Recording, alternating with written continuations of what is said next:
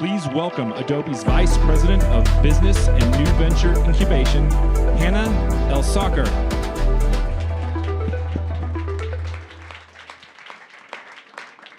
What a lovely crowd on this snowy day. Thank you all for joining us.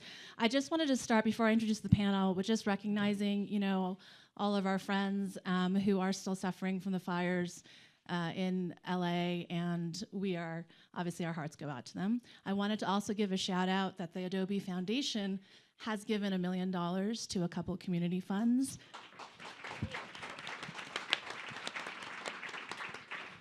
And if you find it in your generous heart to do a donation, QR codes will match every dollar that you give. So please think about that.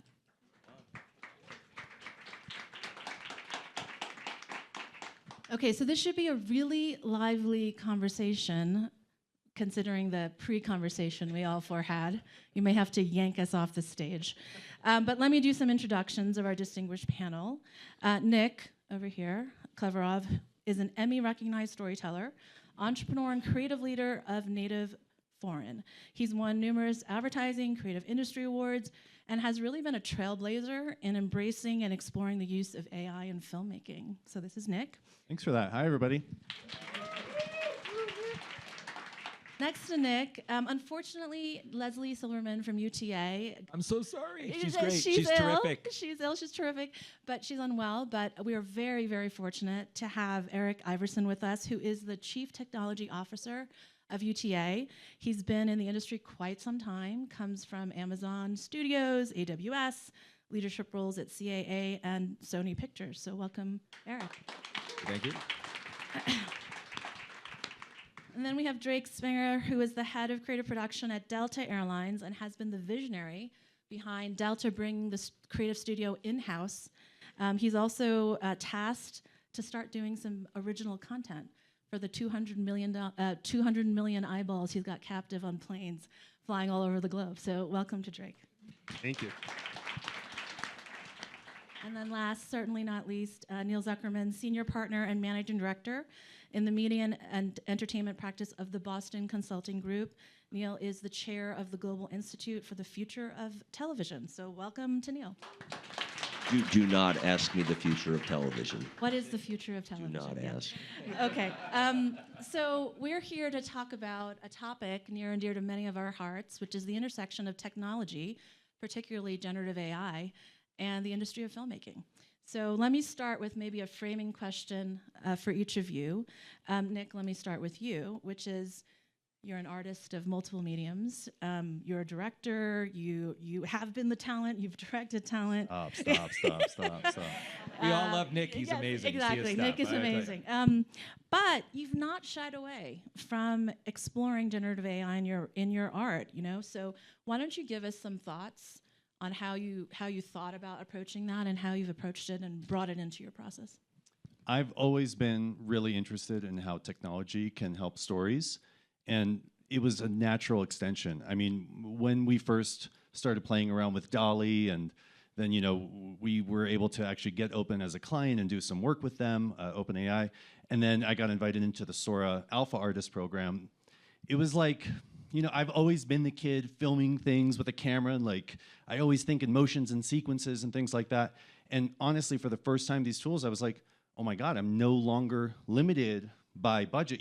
I can just think of something and I could at least start drafting it out. Now, is that the finished product? Maybe, maybe not. But the ability to explore these ideas that have been kind of locked away for both personal projects, client projects, it's been absolutely exhilarating. And Erik, we talked about how you've not been a stranger to the intersection of technology and art in your career as well. I think you said you started off in music composition back in the day. Yeah. So, great to be here. You guys are amazing. I couldn't be more excited to be here with a bunch of really innovative. Look at that, snappies. Look at I love it. So I actually started. I'm a musician and I'm a composer and whatnot. So and then I became a technologist after that. And so this topic is the perfect topic of the intersection of all those things. We've had an intersection of technology and the creative arts for forever. Like that goes back not just like 100 years, that goes back hundreds of years if you kind of do that. And we have a lot going on right now, and it's never been a more exciting time to figure that out. And guess what? You're all going to figure it out. We're going to figure it out. We're the generation to figure it out. So what makes me so excited about this topic, I think one is we as UTA get to work with amazing talent that are figuring out right now. And whatever that passion is, we're going to work backwards from that. By the way, I do rap a little bit too. Yeah, so cool. we should talk about some music That's the stuff. after party. Oh God. Yeah. And then I just think from a UTA point of view, we've always been leaning into technology. It's just kind of the nature of our agency, and so you've seen that go back from the creator community, and that's why we love it coming here to Sundance and whatnot. Is because it's very innovative, and so I think those are the big reasons that the lens that we have from UTA point of view. And then, Drake, you joined Delta to start this engagement of original content. You talked to me a little bit about that strategy. And you've also embraced Gen AI. Delta is not exactly the least conservative place on the earth. So talk about where are you using Gen AI in your visual process? Yeah, well, first of all, thank you for having me and for having Delta here. It's great to be with you all. You're right. I mean, Delta is one thing that we really pride ourselves on beyond what we do as creatives is safety first. That extends to all realms. And so Delta is a little bit conservative when it comes to adopting new technologies. And obviously AI is at the forefront of kind of that new technology realm. As filmmakers, as creatives on our internal agency that we call Window Seat, we have been tasked with figuring out how do we adopt these technologies so that we stay at the bleeding edge while also preserving and protecting kind of everything else within the Delta ecosystem. So we started small, and I think one of the biggest impacts that we saw right off the bat was using Gen AI for things to bridge the gap between creatives and our executive leaders. Because as creatives, as filmmakers, I think a lot of times we have these ideas in our head. Maybe we don't always do the best job translating them to papers. We certainly don't do the best job, I'm speaking for myself, we certainly don't do the best job translating them to like executive one-pagers. And so we have been able to harness the power of Gen AI to really create visuals and even in some cases some video formats to show to some of our C-suite and some of our leaders who are making these decisions to help unlock some of this new potential so they can actually visualize what we're talking about as opposed to writing it down on paper. I think the other element, and we can dig into more of this, but one of the other huge elements is just 10xing speed to market. A huge element of this is we have tons of designers on the team, art directors, producers, but you're only limited by so many hours in the day. And when you have a global market like what Delta has, it is really, speed to market's important. And being able to cut assets for out of home and traditional and social and all these things, we can speed that up with the use of Gen AI and get to more people in more markets, in more areas faster and more efficiently without really impacting the bottom line. And so those are two huge areas that we've really been able to harness it in. I think Delta's pretty cool, by the way. So. Well, thank you. I appreciate that. And Neal, you work with CEOs and their leadership teams in the media and entertainment business for many years now. What's their thinking on generative AI? I mean, I know it was birthed during some strikes and some other controversial things. So what are they talking about in the C-suite rooms? Yeah, it's a good question, and I don't know how many C-suite execs we have in this room, but I think they can be vilified for thinking about things a little further out, maybe than the immediate issues. Most C-suite executives are trying to understand what it is first, meaning, what can I do with this? They understand, and look, you can take that from the back office to the front office. You can take it from stuff you do in marketing to the finance department. How do you make an investor relations presentation? You can do that even in the HR department when you get your benefits list. There's lots of things you can do with generative AI. And so I think most CEOs are first trying to say, what is this thing? Second of all, not surprisingly, they're trying to figure out, does this drive out cost? Does this make the world more efficient? Does it make my operations more efficient? No surprise, our industry, media writ large, is not in a great healthy state, just in its most dramatic sense, whether that be because of the advertising dollars flowing to a couple of major players, to the fact that most of us are spending most of our hours on this device with a couple of apps. Maybe it's because the habit of for example, a big part of media news people don't have anymore. So the media business itself is not as healthy as it once was. And so CEOs do care about efficiency. And the third thing is, and I think this is the most important, which is how can I use this thing? How can those who create for me, because we are ultimately a creative industry, how can those who create things for this company make the most and best expression of what they want to do in the future? So those are three very different views. There's basically the revenue side, the cost side, and the understanding side. That's super helpful. I think it would be nice, Drake, you mentioned a few examples already, but Nik, maybe let me come back to you and to Eric. Where are you personally seeing the tools being used, the generative tools in your, you call it a supply chain, in your creative process? Maybe give the audience here some insight into where you're using it. Sure. Yeah. I mean, the first real usage of it was a short film, for us anyway, was a short film called Critters, where we used AI tools to generate this world of critters, but then we brought them to life with very traditional means. A lot of Adobe stuff too, by the way, so that's good. And as we've gotten further and further along, we've tried to just push things. So one of the things we did over the summer was we did the first brand film for Toys R Us using AI tools, which made quite a bit of noise. And for me, it's all about pushing the tools, seeing what they can do, seeing what's working, seeing what's not working. And everything is like a moment in time. You know, the tools are advancing so rapidly, you can kind of tell the different eras of what AI era is that coming, out of. And recently we actually had the pleasure of, collaborating with Delta. We worked on, Delta did this humongous, I'm not gonna steal your thunder here, but they did this. Oh, go for it.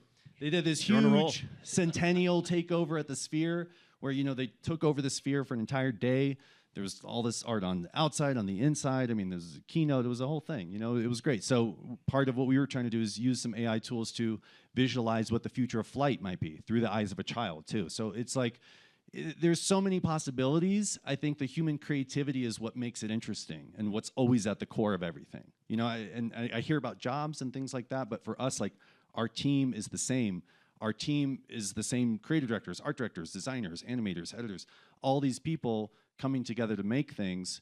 And in fact, what's been cool is we're able to make more things. And as a boutique shop, we're able to start exploring originals in a substantive way. So that's what I'm really excited about. Yeah, and I'm going to ask you a question. You could raise your hand. Audience participation. How many of you have at least one task that you actually would like to get automated out of your work? Exactly. That is exactly, so by the way, I loved everything you just said. That to me is, I think that's the mindset, and that's where I see the really good applications happening right now. And so I'll use a very easy one because it's easy to visualize.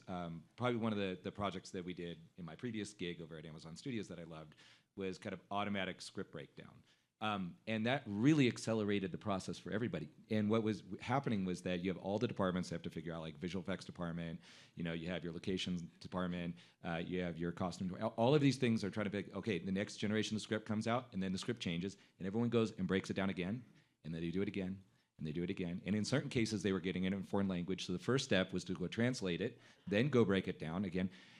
How many people do you think loved doing the breakdown part of that job? It didn't help them figure, exactly. It actually took away from the fact where they wanted to spend time on, which is actually visualizing the visual effects shots. And so that was a wild success. Everyone loved it. And that actually sped up. Like, how many people have been frustrated because it took too long to get something greenlit? There you go, right? So that's where, so now you're starting to like it, right? And so I think those are good examples of where you could see it. And I see lots of cases that you guys have been doing it really well. I've seen it in visualization, like I want a faster turns. I've seen really successful work there. So definitely seeing that in some spaces in animation, where it's just another tool that's allowing us to go a little bit faster than we did. Like you and I were talking about, Adobe's been making tools for a long time, and we like tools that help us get to the creative part faster. And so great, so the tool's a little better, right? The tools are getting a little bit better. Yeah, and Drake, I'd love you to lean in here. You and I work, a lot in the same space of, hey, we gotta cut a commercial for this now, right? We gotta engage a consumer. We've got to do it at the N=1 personalization. By the way, Speed of Social says if you've got something out there for 2 weeks, engagement goes to 0. It's dead. Thank you. It's dead. So you need to do a lot. You need to reach markets in different languages. Usually, it's not that we were farming it out. We just didn't have money to do it, right? So we'd reach our top 1 or 2 markets, 1 or 2 channels. So why don't you talk about how you've kind of started thinking about having AI do some of the drudgery. I'll name it drudgery or the make work to get you faster speed to market or reach. Yeah, for sure. I mean, I think, like you said, if it's personalized and it's been there longer than 2 weeks, it's dead on arrival. And I think one of the areas that we've been exploring more of in terms of social, but also even on board our aircraft. So on 95% of our aircraft, we have seatback screens, and we're currently the only U.S. domestic airline that has anywhere near that percentage. And because we think that connection with the consumer is really vital, and we're trying to keep that as fresh and as original as we possibly can. And one of the areas we explored recently was actually a little bit in this ASMR space, because there's so many people who really just love to, like, whether it's Lo-Fi Girl or whether it's something else, like they love to just listen to that kind of noise and that sense of calm or that sound, whatever it might be. And so when we announced a flight from Los Angeles to Auckland, we announced a new route. We actually, and that's a 13-hour flight for those keeping score who want to fly that far.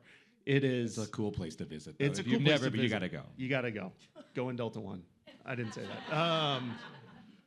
We'll plug. But what we did for that inaugural flight, and then we did this across our planes all over the globe, was we produced a 13-hour ASMR video that was the sounds of what it would be as you were flying. So the true to takeoff, true to cruise, true to land, all of that, as well as custom visuals that matched what you would actually see flying from LAX at night to arriving in Auckland in the morning. And that seems easy, because obviously we didn't do 13 hours of animated content. We did it in chunks. But that was still probably a 2-month process to be able to do that, because we would tweak each segment. Each segment was a couple of minutes long, and then we would go back and we would refine and we'd revise. And ultimately, after approvals, that whole thing added up to 2 months. And so for our next ASMR route to go to speed to market, we said, we can't take this long to do this. This is a great first experiment. So we've started to leverage the power of AI to say, okay, how can we use Gen AI to help create some of these scenes for what we want to do for this?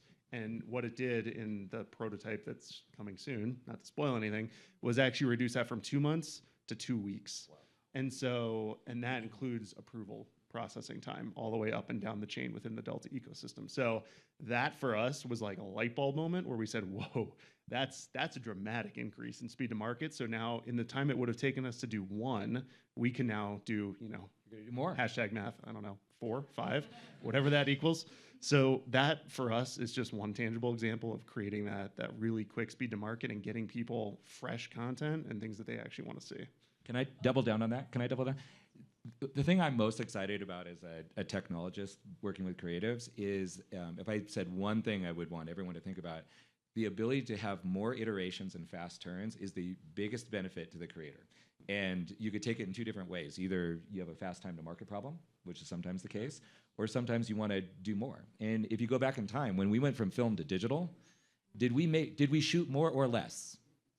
More. What do you think is going to happen now? So, and I think that goes to the point you were. Absolutely. Some creators have said to me that generative AI, it's like a remixer. If anyone's into music, it's a little bit of a remixer, or it's like the search engine of imagination. So whereas before you might sketch 4 views, you can now do 10, 20, and you can start to hone. It's always the human creator and the creativity at the center and directing that work, but you have like a helper who's kind of speeding you along. So I really like that analogy that Like, creators. how much time as a creative director have I wasted, looking for like one image? Just like the amount of time, it's incredible what is possible moving from here on out. Okay, so go. Yeah, no, I was going to say, like, that, I think 2 different things. There's going to be some form of digital assistant where we wouldn't want to ask someone to go do a remedial task. Like, that's not even good use for an assistant's time, right? There are those things, like, go look for this thing. Like, how exciting is that going to be for 2 hours? And we've seen a great improvement in that, and it's better for you to be able to have access to that content much quicker, and that's beneficial to the creator. The second, though, is the thought partner, right? And how many people have used, be honest, how many of you people out there use some generative tool like ChatGPT or Claude or something like that to go like, oh, I'm trying to think of a name for this movie or a name of the film, and then you thought partnered with it, right? A lot of you, right? Raise your hand, okay. But the thing is, you're still in control, because you look at it and you're like, no, those are terrible. You do nothing. No, those are terrible. Oh, I like that one word, right? Yeah, and so that's the thought partner part that I think. Facts. I love it. Facts. Okay, but we have to put the elephant on the table here, which is We don't have a big enough table. I don't even have a table. Oh, you have a table. Protecting IP, protecting creator rights. I mean, I think I can speak for Adobe. You know, we're all about this community, this creative community, and actually it was very important for us. You may have noticed we were not the first to market with our models because we wanted to be right to market, which means every single piece of content that we went into our model training, we had rights from the creator and we paid the creator for those rights to train on that model. So that, thank you, snaps for that. Thank you. You should snap. I'll snap too.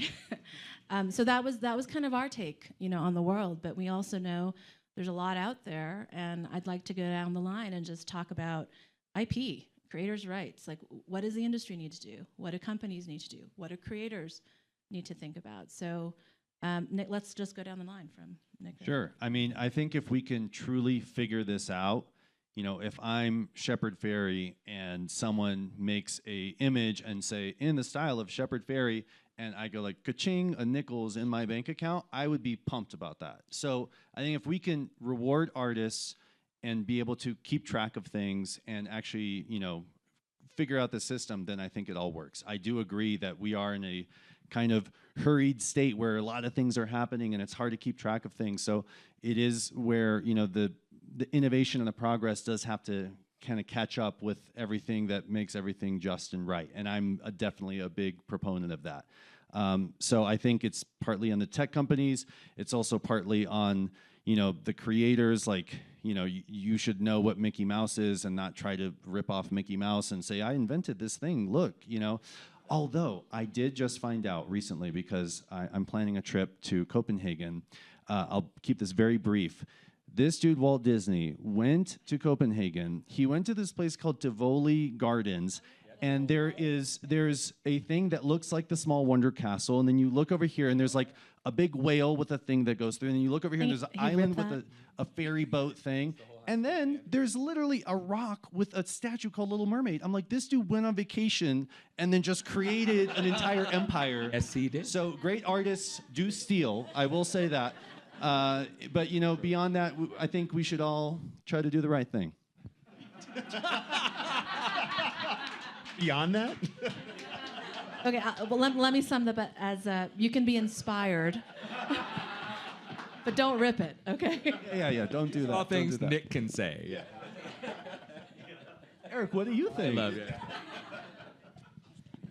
Look, a couple things I might add. So first of all, I think it's a really important conversation for all of us, and I'm glad we're having it, and I'm glad that Adobe is leading it. I'm glad you chose to take a risky topic here today for us to talk about, because we should talk about it. And I think it's going to take all of us to kind of think that through a little bit right now. And that's one of the reasons why, you know, technologists and, you know, artists are working more closely together. The one thing I might add to this, which is a view that I might have, is I think if you look at the way that technology works, up until now, you know, we've been talking about copyright. And I think that there's a conversation now that goes beyond just copyright, and it's the way AI works, and that is kind of leads into kind of your point, which is like, hey, if someone wants to do something like me, I want to make sure I get attribution for it. What you're talking about isn't copyright exactly. You're actually going beyond that, which is like your aesthetic and the way that you make things and the way you think about things, and that's cool. And if you choose to do that, we want to do that. But what is that thing that we don't have? We're still kind of working that all out right now. But I think most people would say, even as individuals, you would say, I don't want people just like copying me and myself and impersonating me without my approval, right? And I think that's a human thing, right? So I appreciate our whole creative community like leaning into that. And I think that's what you just said a second ago. It's like, we all want to do the right thing. We all want to do it the right way. We want to make sure that creators are being, you know, absolutely recognized for their imagination. There is a little bit of fact that humans do get influenced by other things. I know that as a musician and artist too. The way that AI has done it is a little different than that, so we do have to rethink that through a little bit, I think. Great. And I really appreciate that you guys lean into the content authenticity. I think that's a huge thing, and maybe at the end of this we could talk about workflows at some point. But Yeah, and if you don't know, content authenticity, sometimes you describe it as an indelible watermark. It's an attrition label on the content. So if something's been altered with Photoshop, or something else, or with Firefly or generative model, that nutrition label stays with the piece, which can be visible. And we think that's really important back to attribution and knowing what is truth in content. We just think that's an important open standard to have. Drake. And I think while I don't always see eye to eye with them, it is important. I could feel the Delta legal team from 2,000 miles away getting really excited at your question. Because we touched on it at the beginning. I mean, it's a conservative approach of let's try cautiously, let's make sure we're doing the right thing by our people, by our customers, and by everybody that is backing the work that we're creating. And I think as Windows Seat, our internal creative team, I think as creatives, this is forefront in our minds as we're using Firefly and as we're using some of these tools to enhance our work and go speed to market. I think licensing is huge. I think one of the things that our legal team we were having constant conversations before we really went down the road with Adobe was, okay, how can we be sure that the things that we're modeling here that are coming out are actually good to go, that these are licensed? And Adobe, as you all know, being here, has done a fantastic job with that. And that is really important to our brand, is making sure that we support the creative endeavors of people who are out there doing it. And whether it's through licensing to make sure that the models that are being trained are, attributed to the right people, that they're getting compensated for those, that's really important. I think the other option, and I'm not a tech person, so take this with a grain of salt, but if it's a digital invisible watermark type thing where you can ensure that the content that you're creating, if it pops up in an algorithm that's being trained, you at least know about it, or it's flagged or something like that, so that these things don't necessarily get out of hand. Because like you said, when we move to the digital age, the more and more content, the more and more data that's getting created, it's going to overwhelm the system at some point. So having those safeguards in place now, early, is really going to be vital, I think, to the success of this long term and protecting what creatives continue to do and put out there into the ecosystem to, one, support their own work, but also support other creatives. Let me add the following, which is our industry, the media business in its widest form, has been entirely supported by the fact that intellectual property is protected in this country. It is the most fundamental thing. And if you look at the history of the internet, that has not been respected. For many of you who are younger than the internet, you may not remember the early days where there was newspapers and magazines and VHS tapes and the like. But back in those days, content was sacrosanct. And then what happened in the early days of the internet is Yahoo and AOL scraped everything and shoved links on websites and maybe gave a little money to the individual content creators. Then the second wave of the internet, Google and Instagram and Facebook did it even more severely, which basically took all the traffic away from those sites. So in this third wave, which is OpenAI and Anthropic, et cetera, you're seeing now these deals being struck by many of the news and content companies, not video companies mostly. And there's a couple of exceptions. The New York Times, for example, has sued OpenAI because they're not properly, at least in their view, protecting their content. So I think what's most important in our industry, because that was really your question, what's most important to do? What's most important is to ensure that the protection of creators, whether those are IP owned by a corporation or an IP owned by an individual, are protected. I do agree, and all the genuflecting at Adobe is appropriate here today when we say, yes, you guys have a theoretical, an approach, a care, a respect for content creators that's essential. But I think it's important for each company to keep evolving its protections of IP and to ensure that before content, whether that be a television show or video, gets rolled into an LLM later on, that there are real compensation models for everyone up and down the stack who made that piece of content. That to me is the most fundamental, because otherwise we're going to be in a place where this sector, whether it be film or television, is further impeded, just like it's been done in the news world, in the audio world, and that is the most important thing to keep creativity moving. Can I add to that? Yeah, absolutely. Just to completely double down and add on that, as a technologist that have been working on this, so this whole issue of dealing with intellectual property, is that new? Like, have we been dealing with that as been a problem? No, we as an industry have been definitely dealing with this. I could tell you what the only thing I've seen really work really well so far, and it works, and I think it could actually absolutely work here too. And it's all about supply chains. So if you have It started here, we used them, it moved on into the next phase, they used it, and all of the people in the supply chain are good guys. Then when you get to the end, and I watched it on whatever it is that you was also agreed to be a good guy, then you're in pretty good shape along the way. And if you don't think that other places, like if you used a different model, you said the pharmaceuticals that you bought, that you're ingesting, you also trust that they have a very healthy supply chain, right? And that trust is really important to going all the way. And I think that, which is exactly along the lines you said, I think if we could figure out these kind of supply chains that go through, and that's what I love about the work at Adobe, is that you're trying to make sure that you're doing a bunch of things that connect supply chains with information that says, where did I get it from? Did I get it from a clean place? Can I trust that it comes out the other side in a good place? That's a good thing to do. Can I just remind, anyone here remember something we used to call, maybe a year ago, something called an NFT? Does anyone remember that topic?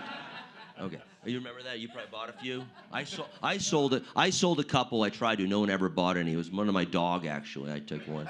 So I tried to make kids who work for me buy them as proof that I knew how to mint them, but no one. Anyway, so Stay on track, Neal. Stay on track. Thanks, Hannah. Hannah's been doing that for me for a quarter century. Thank you, Hannah. So I bring it up because one of the only use cases I was excited about by the NFT was that you could create with that unique identifier, not only the watermark, that's level one, that's cool, but as it transacted, the creator of that, whether it's an NFT, whether it was a song, whether it was a piece of art, whatever it was, would automatically create a royalty that would be triggered to the original buyer and therefore the seller. And that, to me, and I'm not saying crypto has a clear answer here because I am definitely not one to opine on that topic, but at least the promise of royalties that got to content creators, to me, is an exciting part of blockchain. Okay, this is perfect because I was going to say let's go to dollars and cents here, which is new technologies, new workflows, new supply chains require new monetization models. And we're kind of exploring them here. But I think, let's give some advice in the room. If you're a creator, what should you be thinking about? If you're an industry person, what should you be thinking about? I think it's most important that everyone is validated and confirmed and compensated in the system for what value they brought to the system. That's like just an inherent good. But what are you guys thinking about? Like, you can give us some far out stuff, but just business models, dollars and cents. Let's go down. All right. I think, yes, everyone does need to still get paid. For us, the process hasn't really changed our business structure. I mean, when you're an agency, you bill by hours and the man hours and women hours and people hours that are needed to create something. And so that is very much the same. It's just we're able to actually do more projects with the same team. That does relate to kind of a cost savings for clients. I do log on to LinkedIn sometimes and I see like, I'm going to save 95% of my budget. I made this movie in an hour. And you're just like, no, this is not, So for me, the savings are much more nominal. It's efficiency. It's, again, the hybrid tool. Hey, maybe we don't need to shoot these shots. We can do those with AI, but then we're doing the principal photography with this. So I think there is a savings. There is a benefit for everyone. For the client, there's some cost savings. For the creators, we're able to actually take on more projects. And so that is kind of the trajectory I see things heading in. And if I can say one quick thing about the blockchain, I think the blockchain is interesting because if we are going to look at the statistics that in 10 years, 90% of all media, of all photos and videos AI, then, and it keeps getting better, then how do we know what's real? And so I think the move is you make these cameras with like some hologram baked in, and as you shoot, it's writes to the blockchain with like a geotag, a timestamp. So like exactly what's real versus not. So if anyone like knows technology and stuff, like let's talk. We'll do a little side Is my business, frame camera to cloud team here? Like that's a product requirement right there for us. Yeah, no, I mean, I agree. I mean, that's the kind of the evolution. It's like continuing making the tool sets better and more efficient. So I agree with you on that. Maybe taking just a little bit of a different angle because we have a few independent filmmakers and whatnot here, right? I would say that there's other really great opportunities for independent filmmakers and artists right now because one is finding niche markets and creation of niche markets, which I think are happening. So finding those globally, we're going to actually rely on our ability to kind of find all of those audiences, and we will use various forms of AI and algorithms to do that, and I think that we could open more doors to that, and then making some of that content more accessible to various audiences and around the world and all those niche audiences, whether it's various forms of localization and other things that we can do, or making sure that we're sensitive in where we have standards and practice problems in certain areas and catching those at scale. I think really creates an opportunity. I think the tools are coming to help the independent filmmaker have greater distribution possibilities at scale, and I'm excited about that. I think that's a real thing on the monetization. It's a great time to be a creator because so. You can really explore your imaginations in new ways. And yes, you're going to see like Hollywood legacy kind of producers and directors and stuff using these, but we're going to see a lot of change and disruption come from the bottom up, where just kids from all over the world are going to be creating these masterpieces that are going to strike fire and like catch, everyone's going to watch them. So I think that's what's really exciting right now. And you said advice. I think if you're a creator, and you're a traditional filmmaker maybe, but just start using the tools, try to mess around with them, see how they can actually improve your process, and just, get ahead of the wave. Do more. It's this group right here. It's you. Yeah. Let me before I go to Drake, just plug, go down on floor 2. Go play around. Like, I agree with this, which is sometimes the unknown is harder to wrap your head around. There are so many great experts on floor 2 right now. Go play around with something and see if it's going to pique your imagination, or if you do something different in your process. Sorry, go ahead, Drake. No, you're good.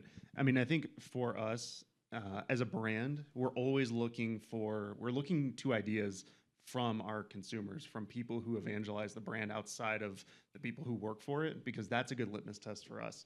So as this room and as filmmakers and as people who are really active on social and who are helping trend set a lot of this, brands are paying attention to that. And I think that's one of the biggest areas that we derive a lot of this from is, okay, look at what they're doing and how can we use kind of that model to influence what we're doing. And for us, it's not about monetizing the use of Gen AI whatsoever. Really, it's optimizing its efficiency. It's turning that savings of time back into something that benefits the people who are flying on our airline in some way, shape, or form. And for us, I know there's always this, when the new technology comes out, especially with this one, there's always this fear of, is it going to take a job? Is it going to replace a designer? Is it going to replace an art director? I mean, honestly, I think we've all seen some of the things that we prompt and what comes out. It's not replacing these anytime soon. And that's good. I think at the end of the day, Nik actually came and spoke to our Window Seat creative team at our summer summit in Atlanta. And I remember one of the things you really said was, Gen AI is not going to replace you as a creator. Someone who knows how to prompt Gen AI to get the results might replace you as a creator. And that's why it's important to try to stay on the edge of these things and understand how this technology is working, how it's evolving. And really, at the end of the day, it's just helping us optimize what we're already doing and then realize, okay, maybe our efforts can be better spent elsewhere, and that in service will help us and help our consumers going forward. I know zero, like I hang out with a lot of other senior technical leaders. I know zero senior technical leaders that are worried about AI displacing creators. Zero. Like you just look at the outputs yourself. Go play around for a little bit. Like you are one. You look at it and you're like, oh yeah, no, that didn't get. One of my friends that's a pretty notable artist and animator and creates cartoons and stuff. I asked him early on. I was like, "Are you scared of these tools?" And he's like, "No." I was like, "Why not?" He's like, "Because nobody can do what I do." And as an artist, also he said, an artist's style is the collection of their unique mistakes. And so, finding those mistakes in the process, I think is key. And I find it fascinating that even with AI tools, the same 10 people that sit down with the same tool will produce wildly different results. And that's fascinating, What do you want me to answer? The business model question? I mean, if you'd like to add anything beyond NFTs. I think I'll say, well, that is definitely not my business, the NFT business. Again, if you want to buy the dog one, it's on the Ethereum chain, actually. Anyway, so let me back up for a moment, because I think this business model question is an interesting one, if you let me just play with it for a sec. There was a writer in the 50s named Peter Drucker who was like this management guru. You probably never heard of him, but he was a German guy who came to the United States and wrote all these really boring books about business in the most granular way. And in the book, he said, most famous one called Principles of Management, he said, the purpose of a company is not to make money. Although it's nice if it makes money. It probably should eventually make money. But the purpose of a company, does anyone know the answer to this question? Don't answer, Dave. You probably do know. Anyone know the answer to this question, what the purpose of a company is? Okay, Valerie, that's close. Drucker called it, the purpose of a company is to make a customer, to create and retain a customer. And what I've been amazed at, if you stare at Instagram enough, and you can say TikTok too, but let's just stick with American companies for a moment, for now. Every creator on Instagram, whether they're using audio or video, whether it's fact or fiction, whether it's Mrs. Dow Jones talking about zillennial finance, you like that one, obviously, okay? Pick your poison. They are creating customers. And they are creating customers by using content. They are telling stories. They're communicating with you. They're making you as an individual passionate about what they talk about and what you eventually want. And from there, they can launch all kinds of products. Mrs. Dow Jones is launching a whole series of mutual funds, for God's sakes. So I'm not saying for you to be tawdry, commerce-oriented people that you are creators now. But what I am saying is that in the business world, a business model is to create a customer. And you have the power, whether through AI tools, all the incredibly low-cost, no-cost distribution channels we have, in an era that's never existed before for anybody in the content world, to build relationships with people that you can provide real value, as someone said a moment ago, and actually sell them things they want. And that, to me, is the ultimate expression of the content you create. Nice. Thanks. Okay, closing lightning round question. Since we are at Sundance, I need everyone to tell me what's a film you're excited to see or you have seen already. You can pick two if you can't decide. I'm excited to see the debate one. I think it's called Speak with Josh Gad. Yeah, that looks really good. And as someone that has done some debate back in the day, my middle school debate was I made a case why senior citizens shouldn't drive, and it was awesome. So I'm excited about that. What age was senior citizen?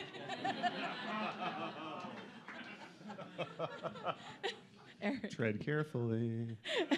Eric? Yeah, I got some more coming up tonight, but the one I'll just mention because it came up twice, and now I feel like to see it and you just saw it was the John Lennon feature. It sounded like it was great. But I'll let you talk about it, but that sounds like something I want to go see now, so for sure. But I got a long list of ones.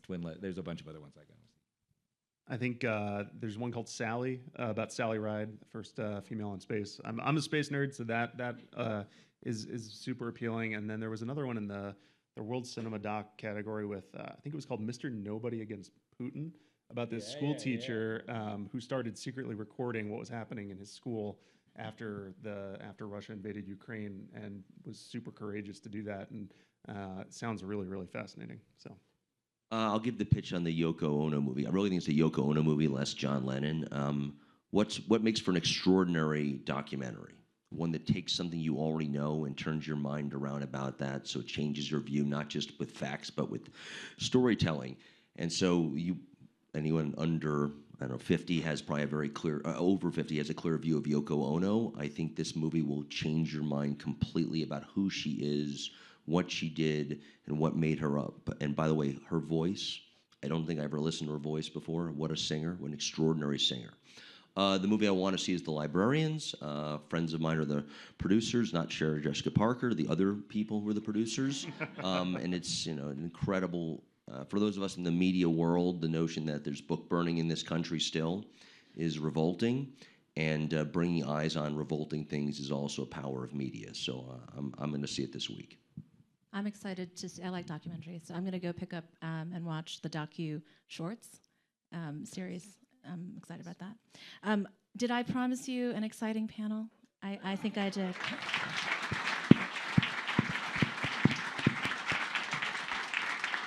And they delivered. Do you need to take a shot of these people? Oh, yeah. Is it okay with you guys? Just wave. Just wave at Nik. Actually, while I'm recording, Drake, can you commit right now to give everyone in this room Delta 360 access?